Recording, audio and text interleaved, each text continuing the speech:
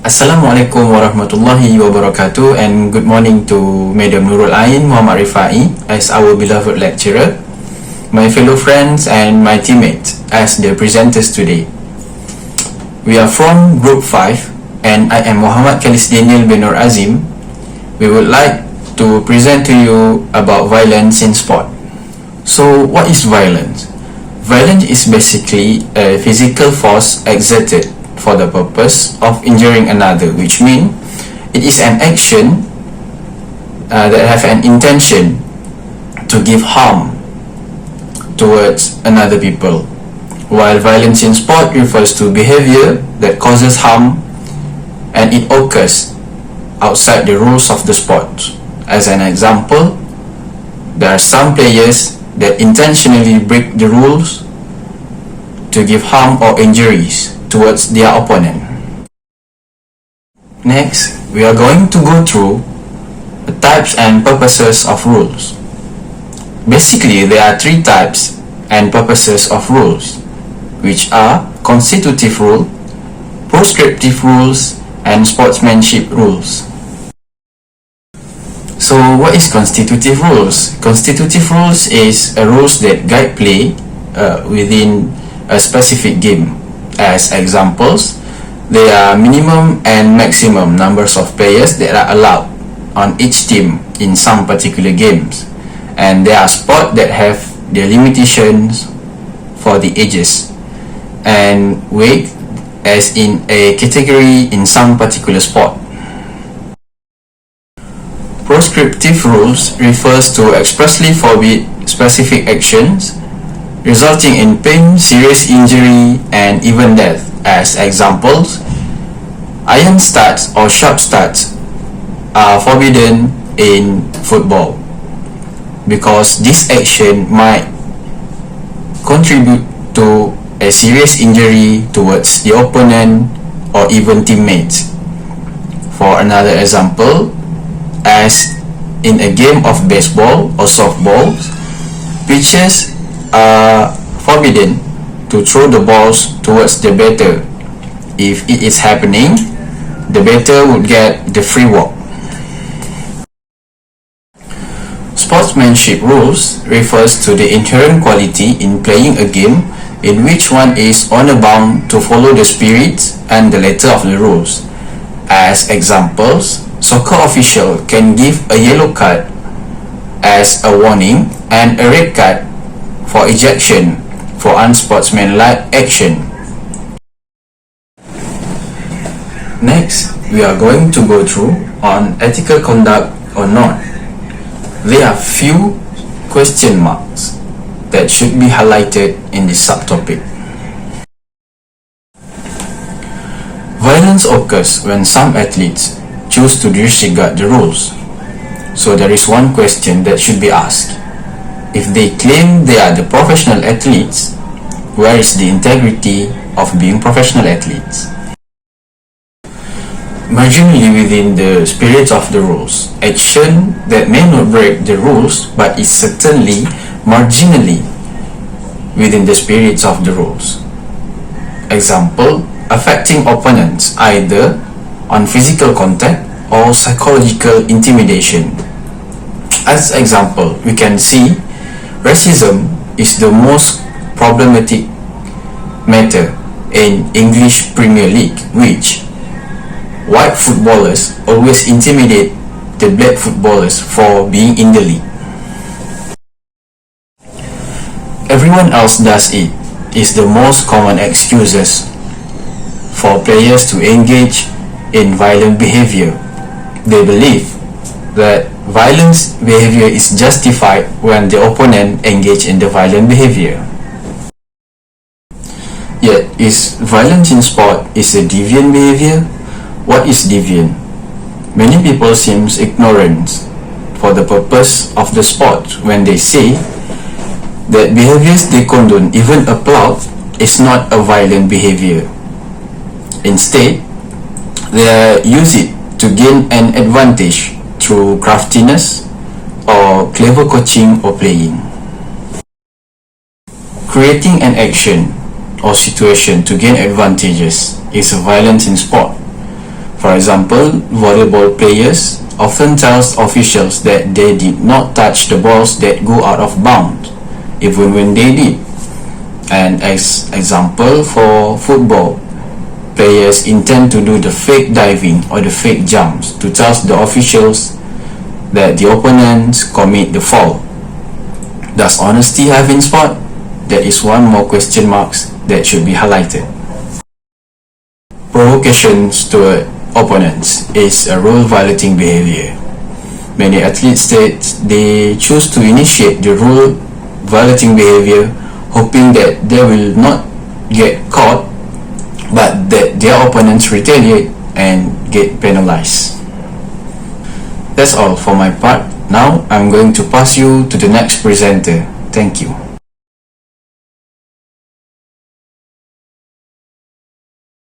Hi, my name is Hazid Nazmi bin Muhammad Azmi, and now it's my turn to present about is the winning the only thing and the categorical imperatives.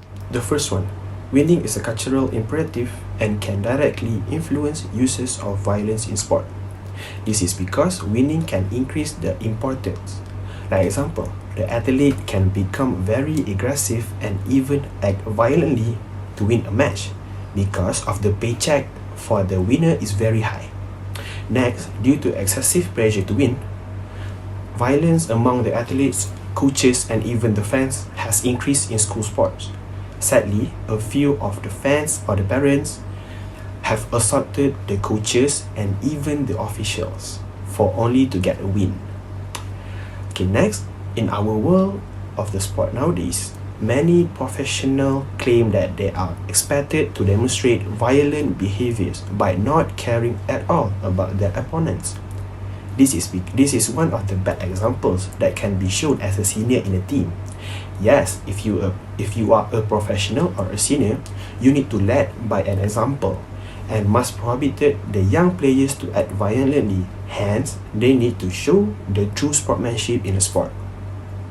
The fourth point is some athletes see their opponents as objects rather than people. This kind of behavior led to acts of violence. Some people are taught to take out the opposing player with hard hits, and some players even hold grudges to their opponent. This bad behavior need to stop for only the sake of winning. The fifth point is a discard for the rules often leads to objectification of the opponent as an enemy. So, the athletes needs to study more and look to the rules of the game. Lastly, there is a clear relationship between a desire to win and a sense that more aggressive and unsportsmanlike behavior is allowed. There are a lot of good ways to win a match as clean as a whistle.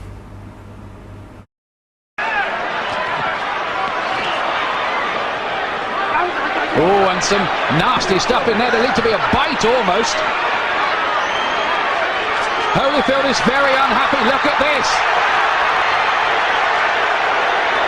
It looked as if Tyson bared his teeth at one stage in the exchange. Yes, bit I his think ear. he bit his ear. That's what Holyfield was in a lot of pain from that. You see the blood on the ear. That was definitely a bite. Well, feelings are running very, very hot indeed in there. Holyfield was outraged by that. Now, what is the referee going to do about that?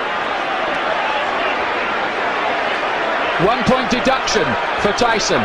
It's here. Now, let's take a look again. Yes, it's just here. He gets into the position there. Watch. You see, he stays there. There, he bites him there. You see him lift his teeth. And Holyfield in agony at that point, trying to rip free. And an awful lot of pain. Well, this is getting like a street fight. So in the clip show a very famous world heavyweight champion goes by the name Mike Tyson. On June 28, 1997, the rematch for WBA World Heavyweight title are on the line between Mike Tyson himself and Evander Holyfield, the current heavyweight champion at that time. Why this is a rematch? Is because Holyfield grabbed the title from Tyson back from November 9th, 1996. On that day, Holyfield shocked the boxing world by beating Tyson and win the WBA title. Then, Tyson set the rematch on the June 28th, 1997. On the rematch, Holyfield dominated the first 3 rounds against Tyson. Then, the match was stopped. The match stopped because Tyson acted aggressively and bites Holyfield's ear in the 3rd round. Tyson shows this violence because he lost his composure from Holyfield's attack and started act violently. It clearly shows that Tyson did not care about Holyfield's condition at all. Tyson only shows that grudges that he holds on losing on the first match in back 1996. This act of behavior led Tyson to disqualification and suspension from boxing. Now we are going to move on with the next subtopic, which is categorical imperative. Categorical imperative is acceptance of everything regardless of the situation. So the first point is, a true athletes play to their best of their abilities with full sportsmanship spirit and play by the rules, even if they at urge of losing, and they will keep trying as hard as they can. The second one is, winning is very important in sports, but only if the letter and spirit of the rules are allowed. Next, a worthy athlete deserves to be treated exactly as everyone would wish to be treated, even towards an opponent. Every athlete will try to win but keep a clean fight and shows the spirit of winning in a positive way is a true meaning of sports. Next, punishment is never acceptable regardless of the situation.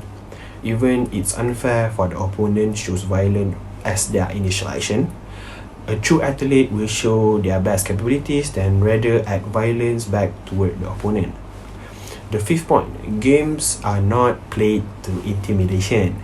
The ideal purpose of sport is mutual quest and fair competition. Lastly, sportsmanship requires modesty and humility in victory. If we say so, when we won a game or a match, show the respect for the opponent's defeat, and that's when true sportsmanship act is about. Okay, in this case study, Neymar showed his class after Paris Saint-Germain progressed to the 2020-2021 season UEFA Champions League semi-final after defeating Bayern Munchen. Neymar showed his best capabilities and proved to be the best player on that night. Neymar also proved his sportsmanship as he consoled David Alaba, Bayern defender, on the pitch after the defending champions were dumped out on the away goals. Okay, these two pictures shows the true sportsmanship between athletes. It's between the same player but only the roles were reversed. Neymar in the dark blue jersey and Alaba were in the red jersey. Both of these footballers shows no other than respect on each other. The pictures on the left shows that Alaba comforted Neymar after losing them in the UEFA Champions League final last season. And the pictures on the right shows that Neymar give back to Alaba and comfort Alaba after winning against them on this season UEFA Champions League quarterfinal. Okay, and so that's all for me. The next presenter will talk about the next subtopic. Thank you.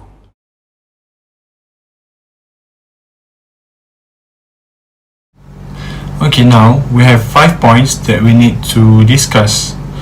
The first point is why violence exists. The second one is why violent behavior is taught. The third one is why and how violence is rewarded. Then why violence is condoned, and the last one is the impact of violence in sport. For the first point is why violence exists. There are 3 theories that support this point. The first one is one suggests that athletes sometimes too obsessed on winning and allow themselves to have aggressive behavior. The other one suggests that violence occurs among athletes because it is model. Young athletes probably done it because they see their idols do it on television. The last one is another one suggests that violence occurs because of the rules or the rules and forces permitted it. Now, let's watch one of the case study regarding violence in sport, which is post-match brawl between Conor McGregor and Khabib Nurmagomedov.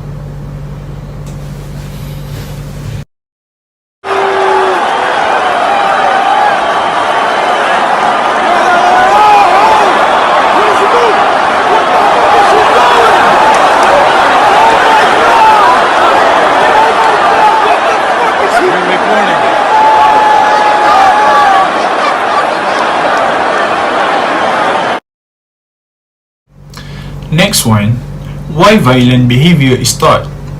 This one got 4 different points, which is the first one is coach. The coaches teach their athletes to act in violent ways in order to gain a competitive edge over opponent. The next one is from the media. Violent behavior often are learned from and modeled after those seen on the electronics media and praised in videotapes replay, such as in our country that is Astro Arena, Bulletin TV3 and TV1. Next is the competition. The higher the level of competition, the more intense is the pressure exerted by the coaches for athletes to perform in violent ways. Last one is parents. Nowadays parents let their kids watch anything they want without supervising them. So, by all the videos that media spread, these young athletes will easily access to it.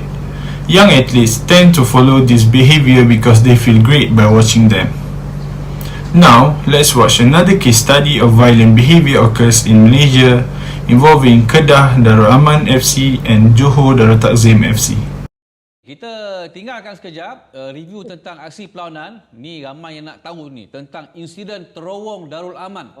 Macam mana ia boleh start ni, Zul?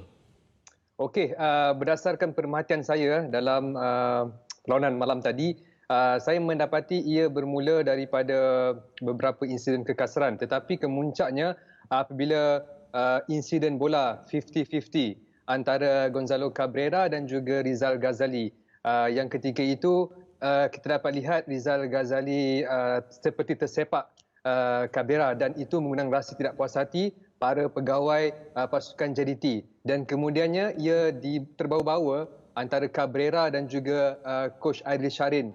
Berlaku sedikit pertengkaran dan kemudiannya apabila perlawanan separuh masa pertama tamat, kita dapat lihat bahawa Aidil Sharin seolah macam diserang oleh pegawai JDT dengan pergaduhan mulut di luar padang itu.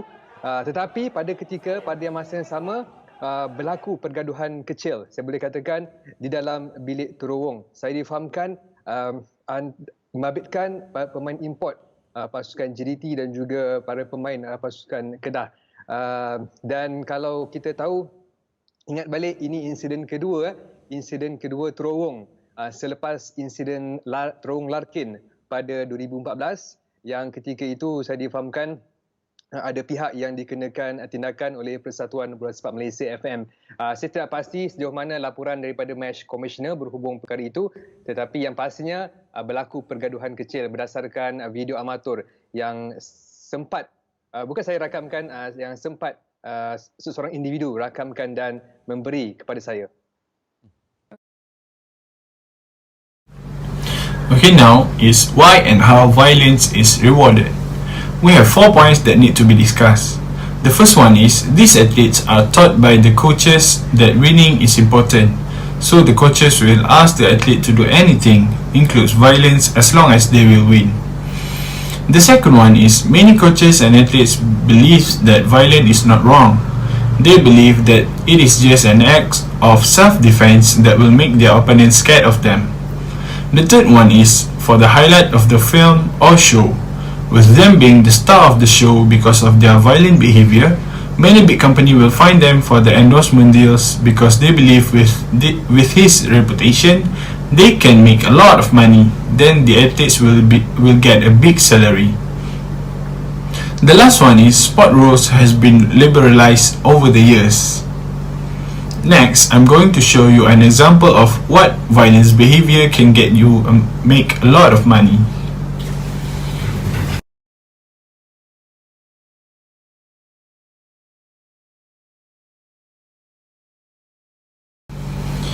Next one is why violence is condoned. The first point is winning is everything, which means the pressure exerted from the coaches and managements that they have to win no matter what, make them not thinking straight and did all the nasty and violent behavior as long as they will win, because they know they will be praised if they win. Next is popularity. By doing violent behavior, it will attract fans just to watch you because they enjoyed what you did. Then the media also will focus on your issue because they think they will make the good story out of it. Now, for the last one is the impact of violence in sport. The first one is, remember that sport is always about fair play and respect. In addition to the importance of violence in sports, it should be noted how violent behavior on field or court have moved into society. The next one, the athletes that are engaging in violent behaviors less frequently statistically, but only that the media chooses to publicize their misbehavior because of their perceived celebrity status. The last one is, it appears that the notoriety of some athletes may help get them easier treatment from the judicial system. Now, we move on to the recommendation. For the recommendation, it divided into 4 parts. For the first one is league officials. League officials enforce sport laws and ethical values, and for the one who disobey the laws, will get the penalty for their misbehavior on and off the field. The second one is parents. Parents and fans who engage in violent behavior will be banned permanently from the bench or the stadium.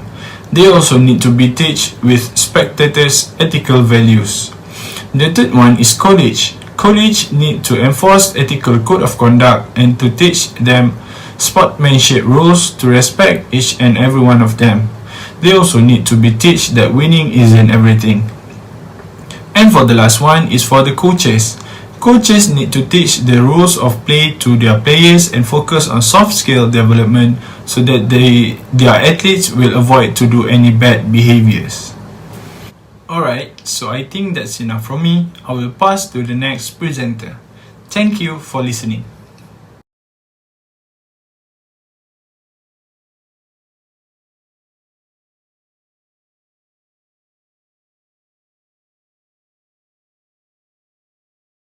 Definition of elimination is an individual or a team that has been withdrawn from a competition.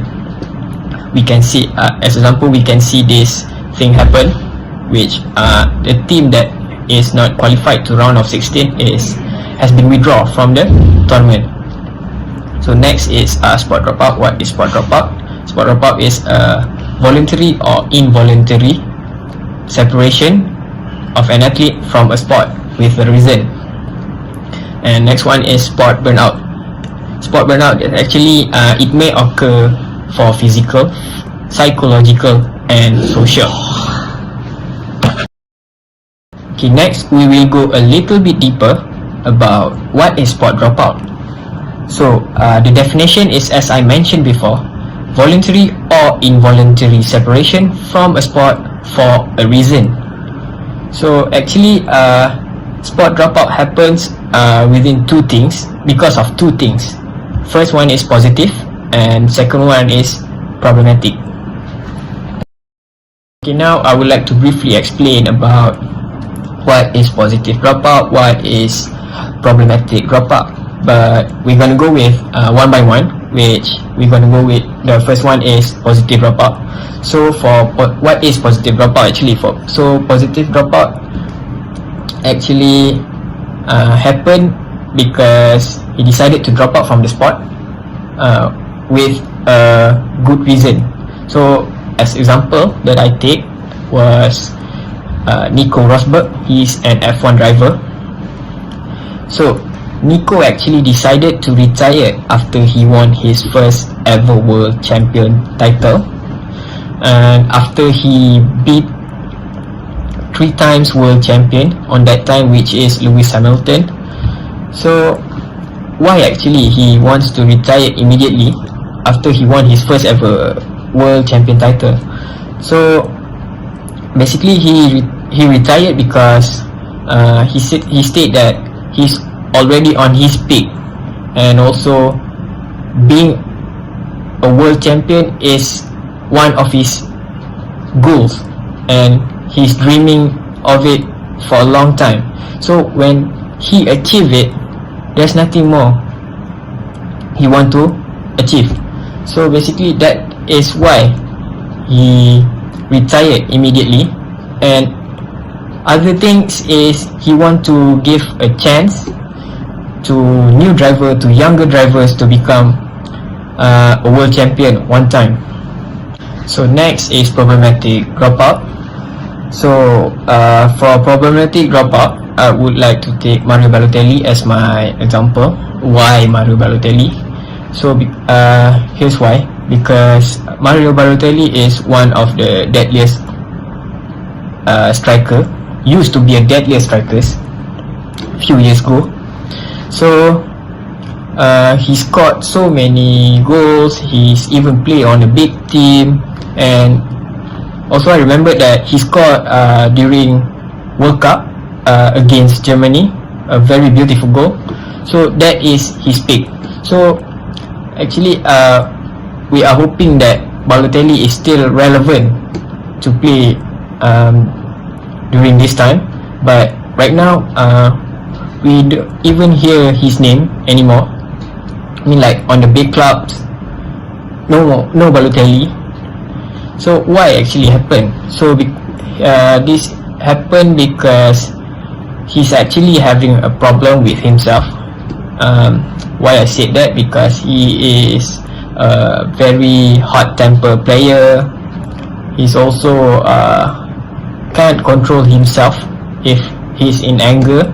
So basically he is have a lower discipline for being a professional football player.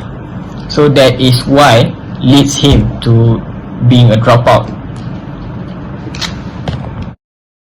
So for sport dropout level, first is children or adolescent, second is school students, and third is high school athletes or intercollegiate, and the last one is professional athletes. So I'm going to briefly explain why, the reasons. I'm going to briefly explain why the reason why this particular level are actually being a sport dropout. So first is children. Why? Because the game itself stopped being fun and fails to provide social interactions with friends. And next is school students. Why? Because being a school student is actually on more like you want to know everything. So basically the student itself will find other interests. So next, some of them want to emphasize on their academics, and also lost intrinsic motivation. So next is high school athletes or intercollegiate. So why the dropout happened? First, lack of playing time. They have a personal problem with their coach, and also have a conflict between their teammates or friends. So actually that is the reason why they want to pull away from their sport. And last one is professional athlete.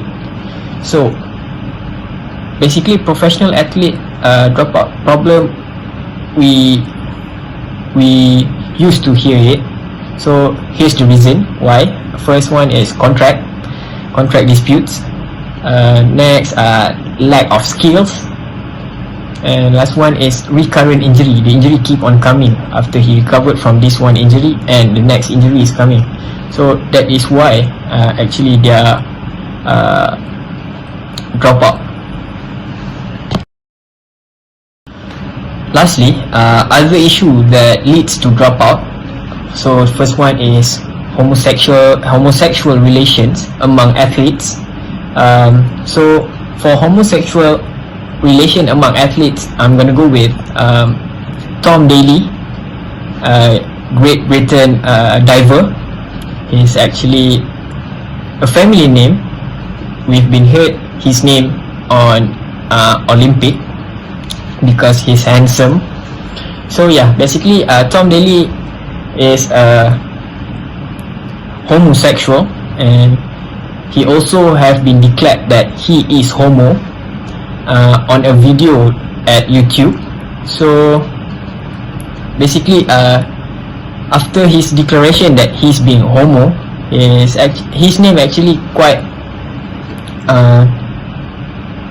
we cannot hear his name anymore on this diving spot. So maybe that is why after he declared he's homo, he's one of the athlete dropout. So next one is sexual harassment. So sexual harassment, it's actually happened in our country, Malaysia. It's happened also to our athletes, our swimming athletes or diving athletes. I'm sorry.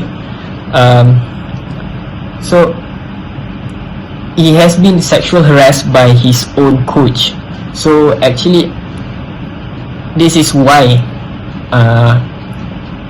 they decided to drop out from their sport, because of these things. These quite big things happen to the athletes. And that's all from me. Thank you, and I will pass to the next presenter.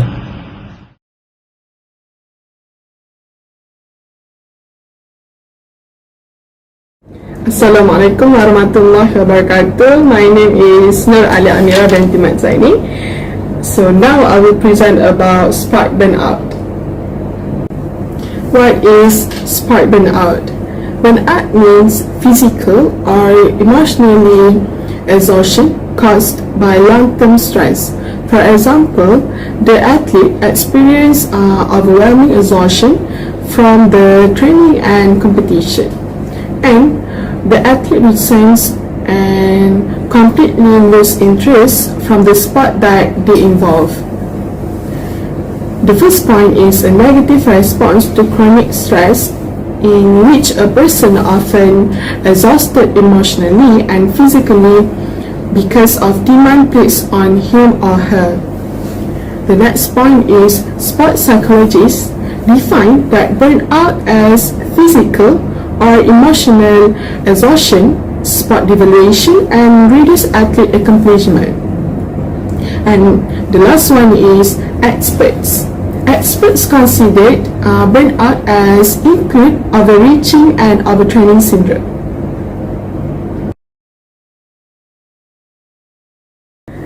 There are 8 factors athlete burnout in sport. The first one is overload factors. Overload factors is the sport that the athlete involved become more challenging over the course of training program. Second, personality factors. Personality factors relate with internal, which is motivation and goals. Next is overstress. Overstress is overtraining, and the body's ability to recover from strains was at 6. Okay, next, pressure from parents. For example, the parents does not support them to play in sport that they involve.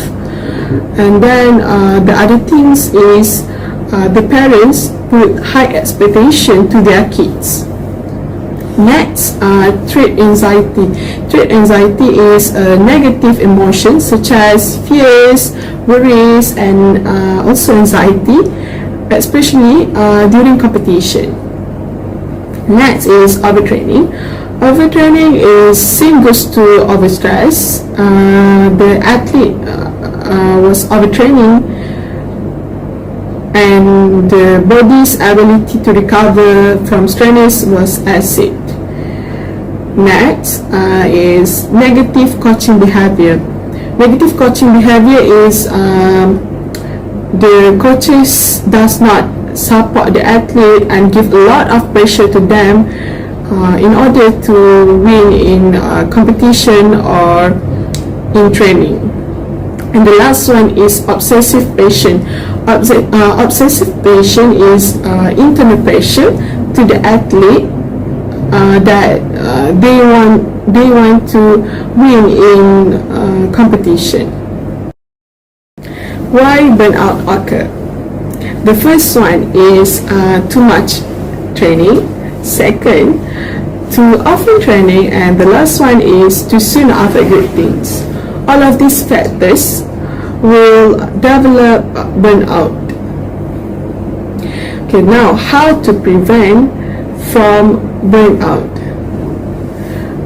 The prevention not just for the athlete but also for the parents, coaches, and sport managers. The first one is having fun. Second, take a mental break. Third, reduce pressure to win. Fourth, reduce pressure on the athlete. Fifth, always motivate and support the athlete. And the last one is avoid the over specialization to the athlete.